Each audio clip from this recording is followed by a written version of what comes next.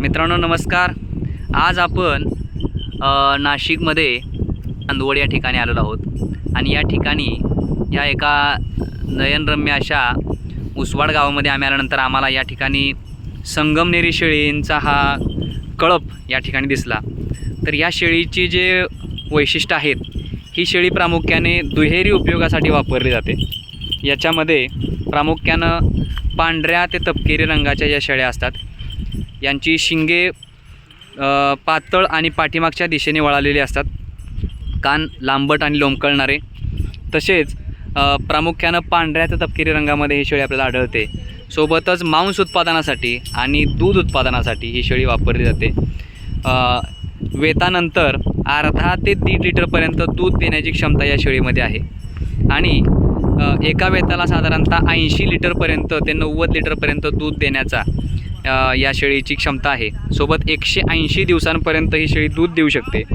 संगमनेरी शेळी हे जे नाव आहे, हे संगमनेर तालुक्यातील अहिल्यानगर जिल्ह्यामध्ये संगमनेर जो तालुका आहे, त्या तालुक्यामध्ये या प्रामुख्यानं शेळीचा उगम आहे आणि तिथल्या इतरही जिल्ह्यामध्ये ही शेळी मोठ्या प्रमाणात पसरलेली आहे आणि नाशिक जिल्ह्यामध्ये सुद्धा ही शेळी विविध ठिकाणी आपल्याला पाहायला मिळते। सोबतच याच्या आणखीन जर वैशिष्ट्य आपण पाहायला गेलो तर या दोन वेतामधील जे अंतर आहे ते 333 दिवसांचं असतं आणि पहिल्यांदा गाभण राहण्याचे जे वय आहे ते 14 महिन्याचे असते। या शेळीचा माजाचा जो कालावधी आहे तो साधारणतः 36 तास ते 41 तासांचा असतो। दोन माजांमधील अंतर साधारणतः 17 दिवस ते 19 दिवस एवढे या शेळीमध्ये आपल्याला पाहायला मिळते।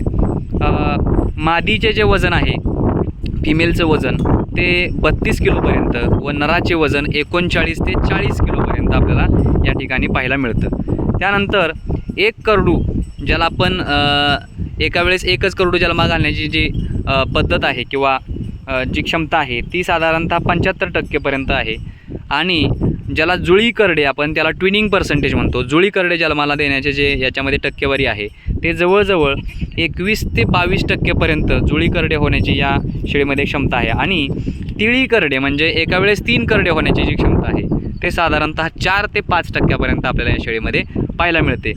सोबतच या शेळीचा जसं मगाशी मी सांगितलं की मांस उत्पादनासाठी वापर केला तो प्रामुख्यानं आणि दूध उत्पादनासाठी सुद्धा या शेळीचा चांगल्या पद्धतीने वापर करू शकतो। तर आपण इथं बारकाईनं पाहू शकता की कसे त्या शेळीचे शिंगे पाठीमागच्या दिशेने वळालेले आहेत, कान त्याचे एकदम युनिक असे लोंबकळणारे। सोबतच पांढऱ्या ते तपकिरी रंगामध्ये ही एक या भागासाठी सुटेबल असणारी, महाराष्ट्रामध्ये असणारी ही संगमनेरी शेळीची जात फार प्रसिद्ध आहे।